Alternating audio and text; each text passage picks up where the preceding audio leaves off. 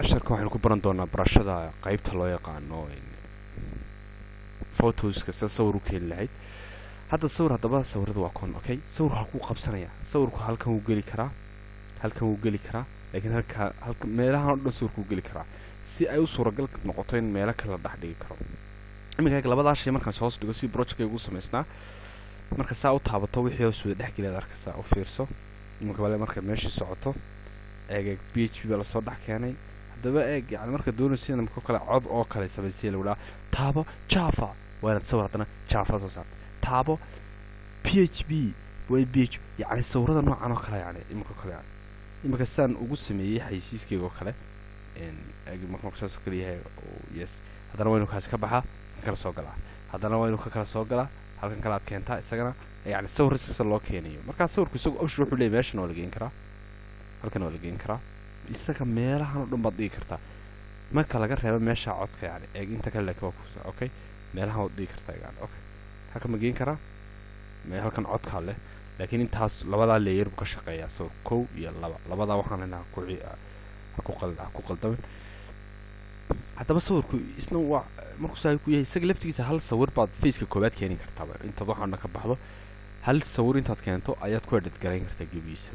marka waa very easy waxda taa halka laga soo halkana waa goobta laga keenay sawirka hadda sawirro meel kale ku yaaleen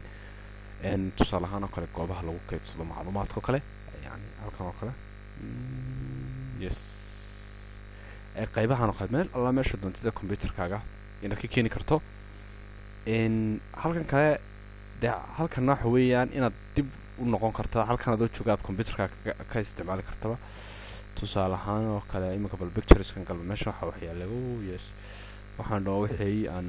walaga automatic lu keenay marka you see Python luqadan lagu develop garayo web pages ka developers ka isticmaalo laba jeer klik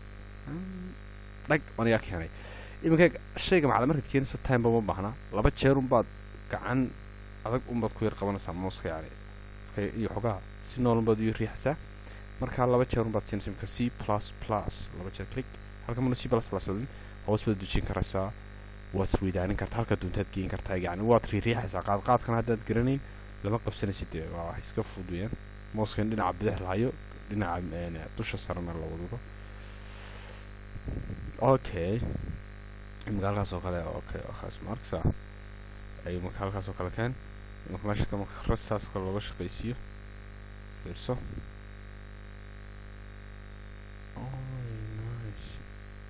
okay eeg wareega dambe waxaad ka dhigi kartaa haddaad doonayso markuu soo rogmayo ka dambe waxaad ka dhigi kartaa eeg C++ baad ka dhigi kartaa fiirso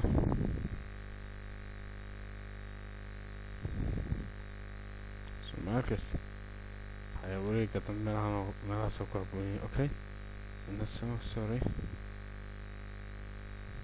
kan halkaas oo qaad aksaw iskula eeganayo fiirso